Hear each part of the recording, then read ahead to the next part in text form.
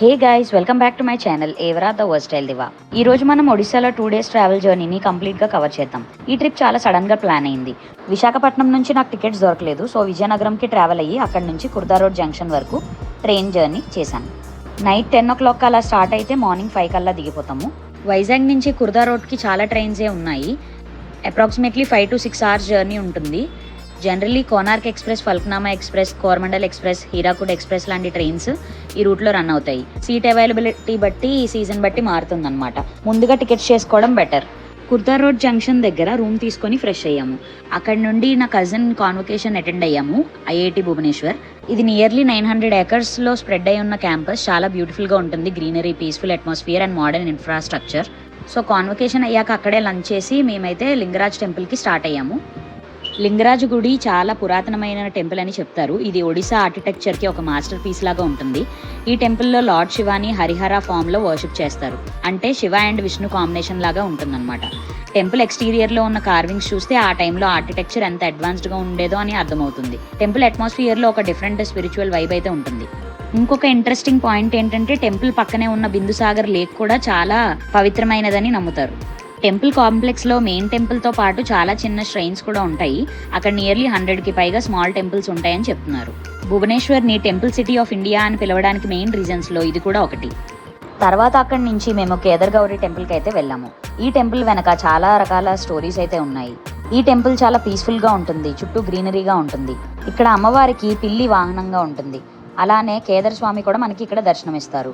Architecture విషయంలో చూస్తే Odisha traditional Kalinga style touch కనిపిస్తుంది. లింగరాజ్ టెంపుల్లో గ్రాండ్నెస్ ఎక్స్పీరియన్స్ చూస్తే కేదర్ గౌరీ టెంపుల్లో మాత్రం ఒక calm and peaceful devotional experience అనిపిస్తుంది.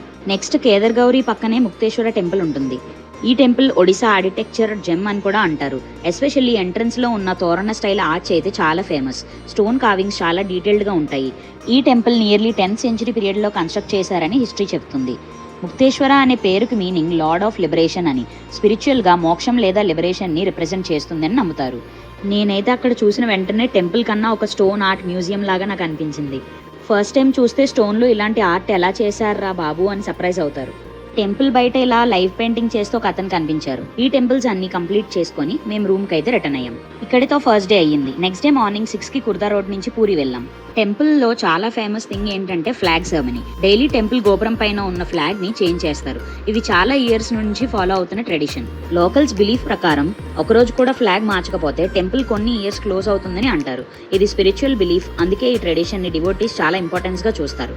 చాలా ఇంట్రెస్టింగ్ ఫ్యాక్ట్ ఏంటంటే టెంపుల్ పైన ఉన్న ఈ ఫ్లాగ్ ఎప్పుడూ ఆపోజిట్ డైరెక్షన్లో ఫ్లై అవుతుందని చాలా మంది నమ్ముతారు. ఇంకో ఇంట్రెస్టింగ్ థింగ్ ఏంటంటే టెంపుల్ కిచెన్. ఇది వరల్డ్లో లార్జెస్ట్ టెంపుల్ కిచెన్స్లో ఒకటి అని చెప్తారు. థౌజండ్స్ ఆఫ్ డివోటీస్ కోసం డైలీ ప్రసాదం ప్రిపేర్ చేస్తారు. Temple history almost 12th century వరకు వెళ్తుంది. చార్ధామ్ పిలిగ్రిమేజ్లో కూడా ఇది ఒక ఇంపార్టెంట్ ప్లేస్.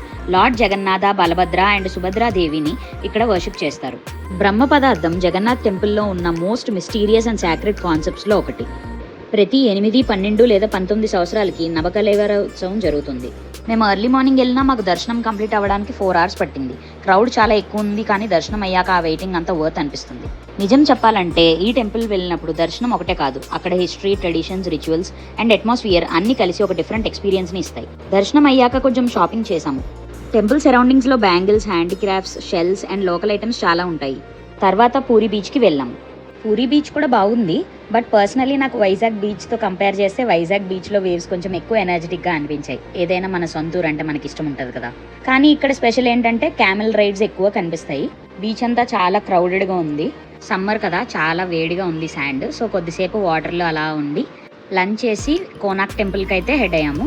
కోనార్క్ టెంపుల్ బయట షాపింగ్ చాలా ఉంటుంది. Handicrafts, stone carvings, wooden items, shell jewellery, key chains, bangles, sarees and small souvenir items చాలా కనిపిస్తాయి. Odisha famous handloom and traditional craft items కూడా దొరుకుతాయి. బార్గెనింగ్ కొంచెం చేస్తే మంచి డీల్స్ కూడా వస్తాయి అన్నమాట. ఒకవేళ పూరి టెంపుల్ దగ్గర మీరు షాపింగ్ మిస్ అయ్యి ఉంటే ఇక్కడ కూడా మీకు దొరుకుతాయి అన్నీ. నాకైతే ఏదైనా ట్రిప్కి వెళ్ళినప్పుడు అక్కడ ఏదో ఒక వస్తువు కొనడం చాలా అలవాటు, గుర్తుగా ఉంటుందని. సమ్మర్లో మీరైతే ఇది ప్లాన్ చేశారంటే చాలా ప్రికాషియస్గా రావాలి, హైడ్రేటెడ్గా ఉండాలి, వాటర్ ఎక్కువ క్యారీ చేయండి. ఎండలో నడిచేటప్పటికి సరదా తీరిపోద్ది నిజంగా చెప్పాలంటే. హ్యాట్ కానీ అంబ్రెల్లాస్ కానీ క్యారీ చేయండి ఖచ్చితంగా. ఫైనల్లీ ఆ లాంగ్ మార్కెట్ అంతా దాటొచ్చాక మన డెస్టినేషన్ రీచ్ అవుతాము. ఫుల్ గ్రీనరీ అండ్ ఫ్లవర్స్తో నిండిపోతుంది ఊరు చుట్టూ. లెఫ్ట్ సైడ్లో మనకి ఇలా టికెట్స్ కౌంటర్ అయితే ఉంటుంది. 40 రూపీస్ టికెట్, ఫారినర్స్కి అయితే 600. కోనార్క్ టెంపుల్ ఒడిస్సాలో ఉన్న మోస్ట్ ఐకానిక్ ప్లేసెస్లో ఒకటి. ఇది సూర్యదేవుడికి డెడికేట్ చేసిన ఒక టెంపుల్ అనమాట. 13th సెంచరీలో కన్స్ట్రక్ట్ చేశారని చెప్తున్నారు. దీన్ని నరసింహదేవ అనే ఆయన బిల్డ్ చేయించారని హిస్టరీ చెప్తుంది. కోనార్క్ టెంపుల్ని ఫస్ట్ టైం చూసినప్పుడు అయితే నాకు నార్మల్ టెంపుల్లా కనిపించలేదు. ఒక జెయింట్ స్టోన్ చారియట్లా కనిపిస్తుంది. టెంపుల్ స్ట్రక్చర్లో టోటల్ 24 జెయింట్ వీల్స్ అయితే ఉంటాయి. 7 హార్సెస్ ఉంటాయి. ఈ వీల్స్ డిజైన్ కోసం మాత్రమే కాదు, యాన్షియంట్ టైంలో సండేల్ లాగా టైం క్యాలిక్యులేట్ చేయడానికి యూజ్ చేసేవారని చెప్తున్నారు అనమాట. టెంపుల్ వాల్స్ మీద అయితే కార్వింగ్స్ చాలా డీటెయిల్డ్గా ఉంటాయి. Dance form, music, animals, warriors and అప్పటి కల్చర్ని స్టోన్స్ మీద బ్యూటిఫుల్గా రిప్రజెంట్ చేశారు. చాలా ఇయర్స్ అయినా కూడా ఈ డీటెయిలింగ్ ఇప్పటికీ క్లియర్గా ఉండటం అనేది సర్ప్రైజింగ్గా ఉంటుంది. ఇంకో ఇంట్రెస్టింగ్ థింగ్ ఏంటంటే మన 10 రూపీ నోట్ వెనకాతల కనిపించే వీల్ ఇన్స్పిరేషన్ కూడా కోనార్క్ టెంపుల్ వీల్ నుండే. ఈ temple UNESCO world heritage site కూడా. కోనార్క్ టెంపుల్ గురించి ఇంకో ఇంట్రెస్టింగ్ విషయం ఏంటంటే ఈ ప్లేస్ని బ్లాక్ పగోడా అని కూడా పిలిచేవారు. ఏన్షియంట్ టైంలో సీ రూట్లో ట్రావెల్ చేసే సెయిలర్స్కి ఈ టెంపుల్ లాంగ్ డిస్టెన్స్ నుంచి కనిపించేదని చెప్తారు. డార్క్ స్టోన్ అపీరియన్స్ వల్ల ఆ పేరు వచ్చిందని హిస్టరీలో మెన్షన్ చేశారు. టెంపుల్ సరౌండింగ్ ఏరియా చాలా స్పేషియస్గా ఉంటుంది. అక్కడ వాక్ చేస్తుంటే ఒక హిస్టారికల్ మూవీ సెట్లో ఉన్నట్టు ఫీలింగ్ వస్తుంది.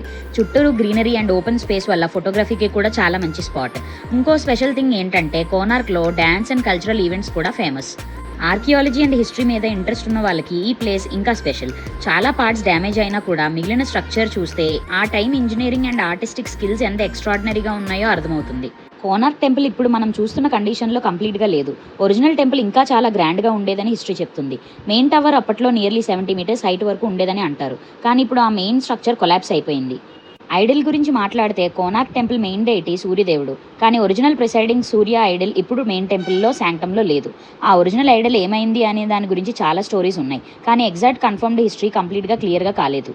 ఇంకొక ఇంట్రెస్టింగ్ థింగ్ ఏంటంటే సోషల్ మీడియాలో మ్యాగ్నెటిక్ ఐడల్ ఫ్లోటింగ్ స్టోరీ చాలా సర్క్యులేట్ అవుతుంది. కానీ దానికి హిస్టారికల్గా ప్రూఫ్ లేదు. ఇక్కడ చూసారా, ఇది ఏన్షియంట్ వెల్. ఇలాగా మీకు టైం ఉండాలే కానీ మొత్తం అంతా చాలా డీటెయిల్డ్గా చూడొచ్చు. ఇక్కడైతే చూడండి, అప్పట్లో యూజ్ చేసిన మెటల్ అంట ఇక్కడ ఉన్నది. ఇలా మీకు మొత్తం టెంపుల్ అంతా సరౌండింగ్ చూడడానికే 2 hours దగ్గర పట్టేస్తుంది. సో ఇక్కడతో నా ట్రిప్ అయితే ఎండ్ అయింది. రైల్వే స్టేషన్కి వెళ్ళి మా ట్రైన్ క్యాచ్ చేసి ఇంటికి అయితే వెళ్ళిపోయాము.